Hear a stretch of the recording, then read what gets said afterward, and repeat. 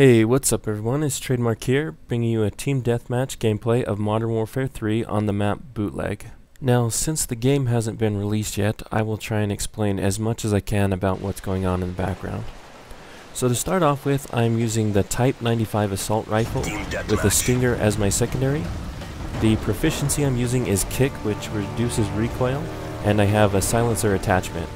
My perks are Sleight of Hand Pro, Assassin Pro, and Steady Aim.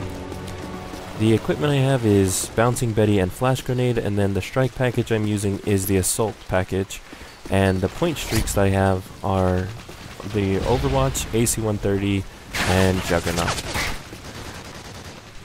Now, I usually don't play Team Deathmatch, but there are daily challenges similar to Contracts and Black Ops, and I decided I would do the daily challenge to win one Team Deathmatch game, so I was playing a few rounds of this.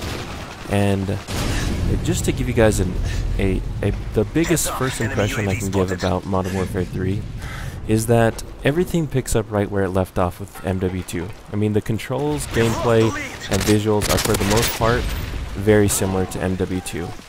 And on that note, something else is very similar to MW2 and almost retarded is shit like that. I mean, you watch this kill cam, I can't tell you how many times I've raged in the past little bit about freaking knifing through bullets, but that is just one extreme circumstance there. That was by far the worst one that I had seen all night during that game, and it was just really bad. But you know, getting back to MW3, I mean, you're going to be able to pick up a controller and feel right at home if you played MW2 very much at all. Now, Infinity Ward and Sledgehammer have included some of Black Ops' most popular features like Theater Mode, but the game really plays like an Infinity Ward game rather than a Treyarch game, so I mean, take that for what's worth. If you've liked MW2 and COD 4, you'll probably like this game. Now, to give you a few quick tips about MW3, the first thing you're going to want to figure out is how you want to set up your strike packages to coincide with your custom classes. Strike packages are definitely the biggest change from MW2 as far as gameplay is concerned, and the way that they work is quite a bit different than kill streaks. So, kill streaks are now point streaks, and you can earn points from doing more than just killing people. For example, you can capture or defend objectives to also build your point streak. Now in this game I am using the Assault package, but my favorite strike package so far is definitely Support.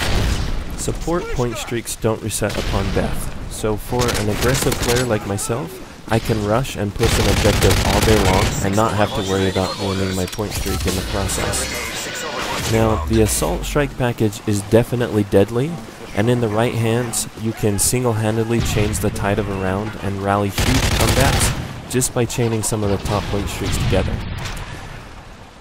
Then the final strike package is the Specialist package, where you earn perks for every kill, or for every 2 kills rather than point streaks. And initially I thought this was going to be overpowered, but after playing it well, I think it might be actually just a little bit underpowered. The issue with Specialist is that it resets upon death, and there are just too many kill streaks and things that can kill you in an instant that I find myself spending more time building my perks than actually holding on to the max specialists when you get 8 kills. Now the best part about strike packages in this game is that they're set up independently for each class. So that means that you can set up, let's say, an Assault class, and if you're not doing too well or you keep dying, you can swap mid-game to, let's say, a Support class. So that's definitely something to think about. I would recommend setting up some classes for when you're doing really good against teams, and also set up a few classes that can just help with the smaller point streaks, you know, something like Support.